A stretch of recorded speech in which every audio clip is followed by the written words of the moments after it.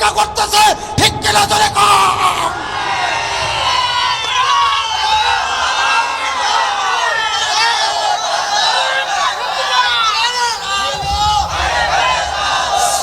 যুবক ভালো করে বুঝবা, আল্লাহ বলছে ওয়াল আসর, সময়ের কসম করে বললাম, দিনের কসম করে বললাম, একটা সেকেন্ড একটা মিনিটের সময়ের হিসাব দিতে হবে। আল্লামা সাইদি সাহেবের চোখের পানির হিসাব দিতে হবে। আমরা আলেম, আমাদের কপালে আপেল আর কমলা, তোমাদের কপালে তরমুজ অপেক্ষা করতেছে, বিসি গুনে শেষ করতে পারতি না, আর জীবনে জেলখানার থেকে বাড়িতে আসতে পারতি না। ঠিক কিনা?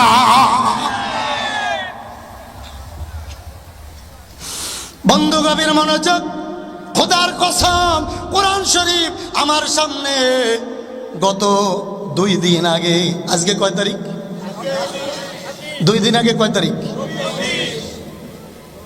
24 তারিখ আমার মাহফিল ছিল কুমিল্লাতে।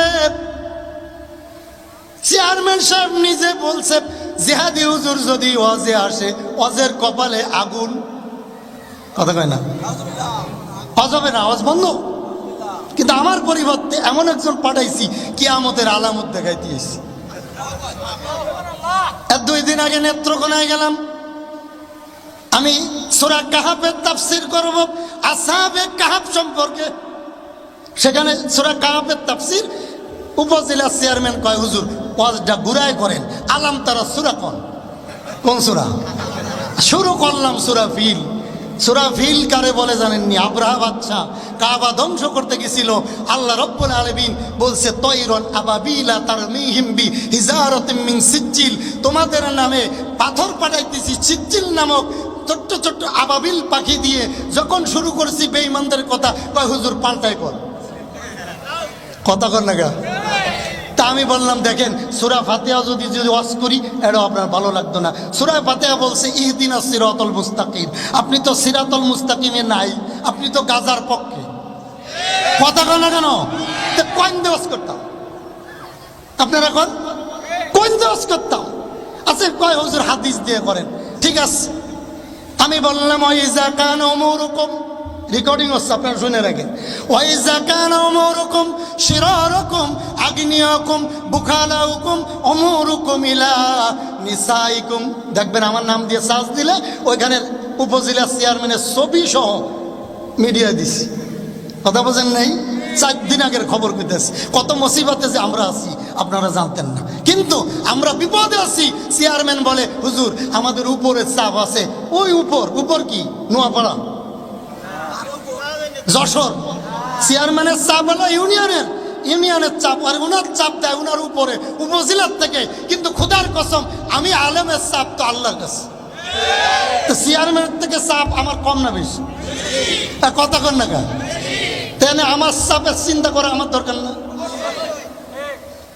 নবীজি বলেন, আমি চেয়ারম্যানে বসায়, উপজেলার চেয়ারম্যানে বসে বললাম, আল্লাহ বলছেন 4টি কাজ যখন দুনিয়ার জমিনে সংগঠিত হবে, তখন কিয়ামতের কিছু আলামত, এটাই বড় আলামত বুঝতে হবে।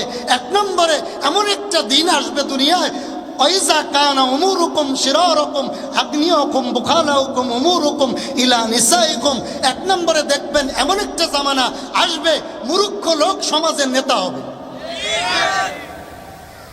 সহিহ হাদিস। জোরে বলেন, মূর্খ লোক। এখন যারা নেতৃত্ব দেয় এলাকায়, অধিকাংশ দেখবেন বল্টু মিয়া জীবনে স্কুলে যায়নি। অধিকাংশ, আপনাদের এলাকার কথা বলতেছি না, কুমিল্লার কথা বলতেছি। অধিকাংশ লেখাপড়া জানে না। ও যা বলে, নেতৃত্ব সমাজের নেতারা যা বলে তাই করতে হবে। রাত বললে রাত, দিন বললে দিন। তার 1 নম্বর কারণ, ওই বল্টু মিয়া লেখাপড়া না জানুক, কিন্তু এমপি সাহেবের চামচা। কার চামচা?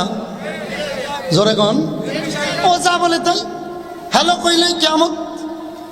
এমপি সাহেবের চামচা হইছে, হ্যালো বললেই মাহফিল বন্ধ, হ্যালো বললেই বিচার বন্ধ।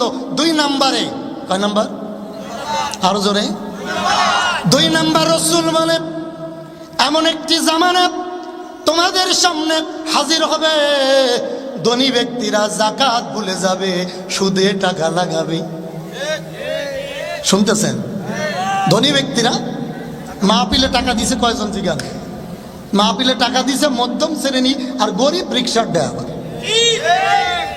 চেয়ারম্যান কয়টা দিছে আমি জানি না, আমি আপনার কইতেছি না ভাই, আপনি কয়টা কিনছেন আপনার ব্যাপার। কিন্তু অধিকাংশ মাহফিলের টাকা মধ্যম শ্রেণীর এবং মা বোনেরা অনেক ডিম চাউল দিছে এখানে।